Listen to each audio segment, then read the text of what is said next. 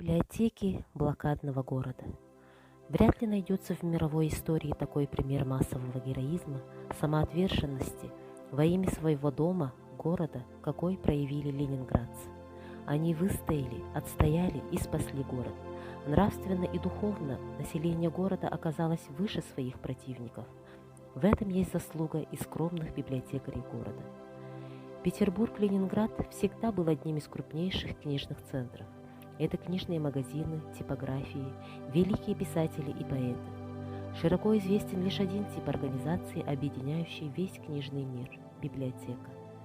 До начала Великой Отечественной войны в Ленинграде для горожан были открыты 52 массовые районные библиотеки, включая центральную городскую. С первых дней войны нормальная жизнь библиотек была нарушена. В разные периоды блокады бомбами, снарядами и пожарами были полностью разрушены библиотеки Ворошилова, Калинина, библиотека Фрунзенского района. Сильно пострадали и другие библиотеки. Голод и холод, болезни и бомбежки нанесли большой ущерб горожанам, но несмотря на все ужасы войны и блокады, мирное учреждение библиотека продолжало работать. Даже в самое тяжелое время районные библиотеки были ежедневно открыты для читателей. Смерть уносила тысячи жизней, а люди шли в библиотеку. В осажденном Ленинграде книга согревала души ленинградцев, спасала от страха смерти.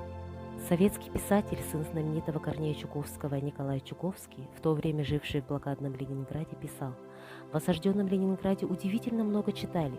Читали классиков и поэтов, читали в землянках и дотах, читали на вмерзших в лед кораблях, охапками брали книги у умирающих библиотекарей и в бесчисленных промерзших квартирах, лежа при свете коптилок, читали.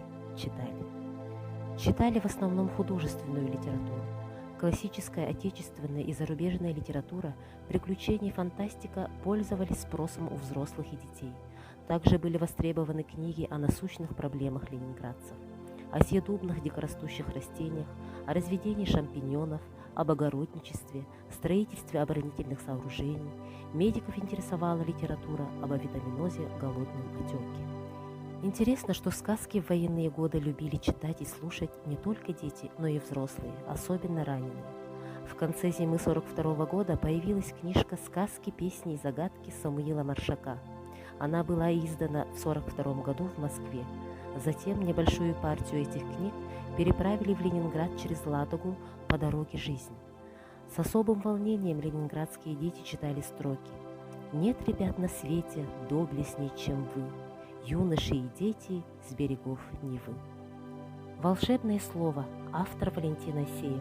Эта книга появилась во многом благодаря детям трудовой коммуны, которых воспитала Асеева. Здесь напечатаны рассказы 40-х годов, адресованные детям дошкольного и младшего школьного возраста. «Каштанка Белолобый». Книга подписана в печать 4 апреля 1944 года. Рисунки к рассказам Чехова были созданы художником Владимиром Конашевичем, который жил и работал в блокадном Ленинграде. «Сказка о царе Салтане». Пушкина занимает особое место в коллекции книги военной поры. Это очень редкая книга, подписана к печати 2 октября 1943 года, издана в Ленинграде во время блокады. Большой и исключительно трудный путь пройден ленинградскими библиотекарями в дни войны и блокады, сумевшими поддержать дух людей осажденного города. В своей книге «900 дней» Гаррисон Солсбери написал: «Проходит год за годом, и мы все глубже осознаем этот триумф человеческого духа. Великий Ленинград выстоял 900 дней блокады. История этих дней – эпопея, которая будет волновать сердца, пока на земле существует человечество. Ленинград выжил без света, без тепла, без хлеба. Ленинград выжил благодаря своей гордости, вере в Россию. Был ли в истории человечества пример благородней и поучительный? Петербург-Ленинград был символом души, природы, великого назначения России. У него свой стиль, своя духовность. В эту духовность значительный вклад внесли скромные труженики библиотек.